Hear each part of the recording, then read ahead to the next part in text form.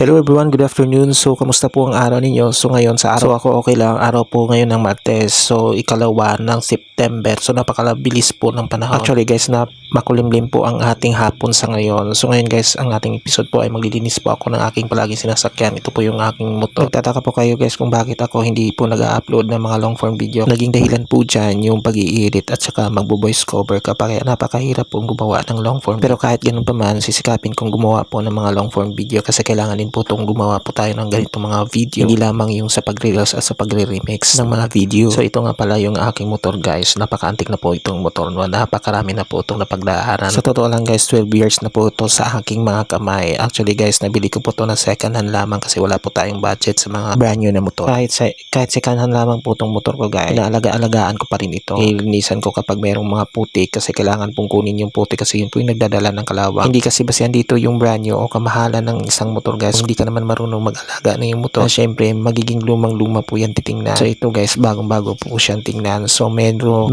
meron lamang pong konting mga dapat palitan kasi sa katagalan nga naman, kung sa tutuusin guys, kayang-kaya ko naman kumuha ng brand new na motor pero iniisip ko yung pagiging practical kasi meron pa naman itong motor na to, nagagamit ko pa naman, okay pa naman siya. So ayan guys, bilisan natin parang uulan na.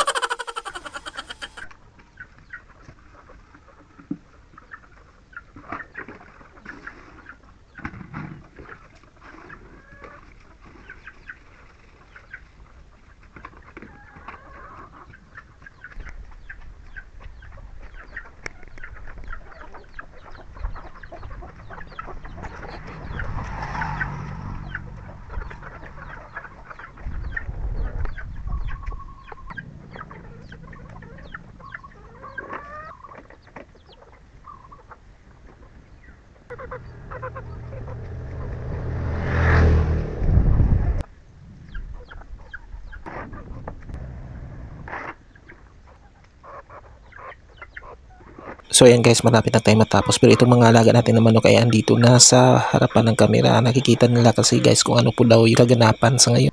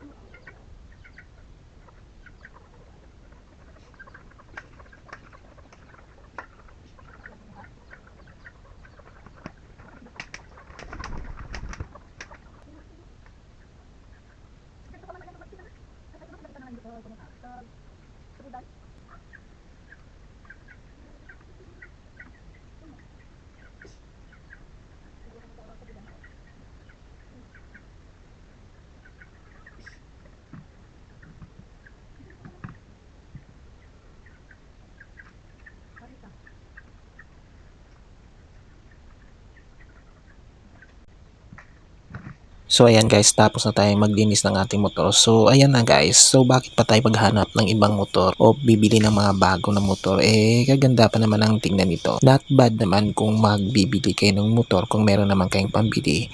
Eh kung wala naman is so very bad. Ayan na, at sa wakas natapos na nating linisan ng ating motor. So ngayon guys, babalik tayo sa loob at magtitimpla tayo ng kape. So ngayon guys, hindi pa kasi ako nagkape. So ngayon, kape muna tayo. Maraming salamat pala sa panonood ng aking mga videos. So hanggang dito lamang guys, bye bye.